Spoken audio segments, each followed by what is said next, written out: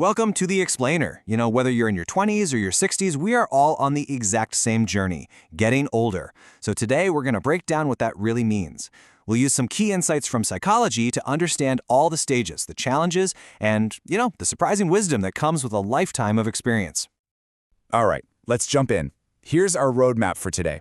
First up, we're going to map out the key stages of adulthood. Then we'll walk through each one, from that whirlwind of your 20s right through to the more reflective years in your 60s and beyond. We'll look at what changes, how we can actually thrive through it all, and finally, we'll talk about something really important, the incredible value of wisdom.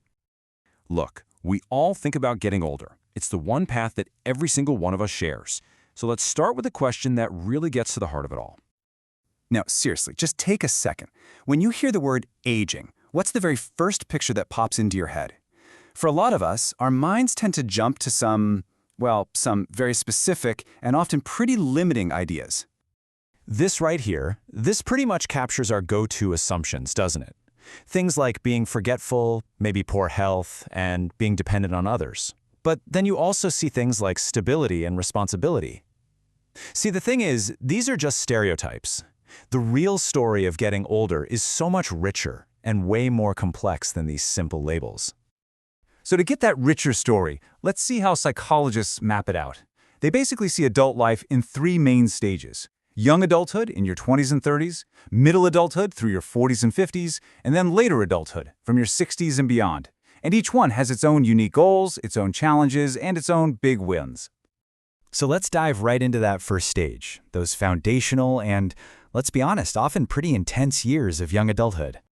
This is the time when we're pretty much tasked with building the very pillars of our adult lives. It's a period of huge growth, and it's all focused on becoming our own person, figuring out who we want to be and who we want to share our life with.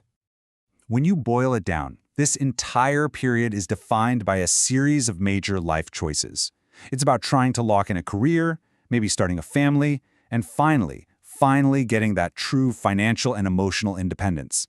This is also when we start to forge what you could call a dream, a real vision for what we want our life to look like. The psychologist Erik Erikson saw this stage as revolving around a central conflict. The main goal? To achieve intimacy, that real ability to form deep, committed relationships. But the risk, if we don't quite get there, is isolation, which can leave you feeling emotionally and socially cut off. It's a really high-stakes time for human connection. Okay, so now we land in middle age. And look, this isn't the beginning of the end, not at all. It's better to think of it as a critical time of transition, of reassessment, and really a powerful pivot in how we see the world. This stage is often all about a sense of competence and stability. We've spent years building our lives, and now we're managing it all. And what's super interesting is that research often shows this can be a time of peak creativity, where our focus starts to shift away from just our own personal ambitions and toward much broader concerns. During these decades, our attention often turns outward and forward. We start thinking more about our kids' futures, we get a lot more concerned about our own health, and often we find ourselves caring for our own aging parents. Retirement planning suddenly gets very real, and it becomes a key time for making a meaningful contribution to the world around us. And this ties directly into Erikson's next big challenge, which he called generationality versus self-absorption. The core idea here is the need to contribute something lasting to the world, to help guide that next generation. If we don't find that sense of purpose, the danger is that we just become preoccupied with our own needs. All right, let's move into later adulthood. And here we've got to be direct about the real biological changes that happen as we age, both in our bodies and in our minds.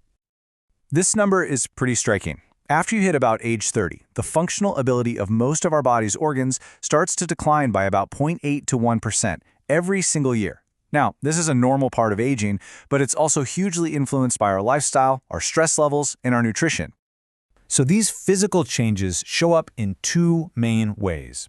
You have the external ones that we all see, graying hair, wrinkles, but just as important are the internal changes that we can't see, the ones affecting our cardiovascular, respiratory, and nervous systems. And on the cognitive side, some people in later life might experience changes too. This could look like a bit more forgetfulness, finding it harder to learn new things, a dip in concentration, or just a general slowing of reaction time. It is so important to remember, though, that these changes vary enormously from person to person. So with all these inevitable changes, the really big question is this: how can we not just cope with them, but actually actively thrive as we get older? Well, the psychology on this is actually pretty clear. Research points to 5 key strategies. I think the most important thing is just to be flexible and adaptive. That means actively exploring new ways to handle life's curveballs, engaging in problem solving instead of just pulling back, maintaining confidence in your own abilities, and above all, just staying active in your approach to life. And this really hammers home how fundamental our daily choices are. It's all the stuff we know we should be doing, right? Eat well, exercise, manage stress, avoid bad habits. But notice what else is on this list: cultivating positive qualities, engaging with others, and even developing a sense of spirituality or faith. It's the whole person. Okay, for our final section, let's completely reframe how we think about aging. Instead of seeing it as just a period of decline, what if we saw it as the accumulation of one of society's most valuable resources? What if we saw it as wisdom? You know, there's this ancient Sanskrit verse that just nails this idea perfectly. It suggests that by honoring and learning from our elders, we are the ones who grow. It's this beautiful, symbiotic relationship where that respect benefits absolutely everyone. Think about it. In every society, elders are the living libraries of our culture. They're this incredible reservoir of experience and hard-won wisdom.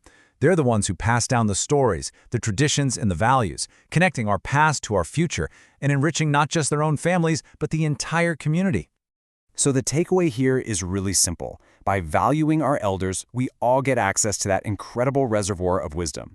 So as we finish up, I want you to think about this. What's the single most important lesson an older person has ever taught you? Because that knowledge, that's the true legacy of a life well lived.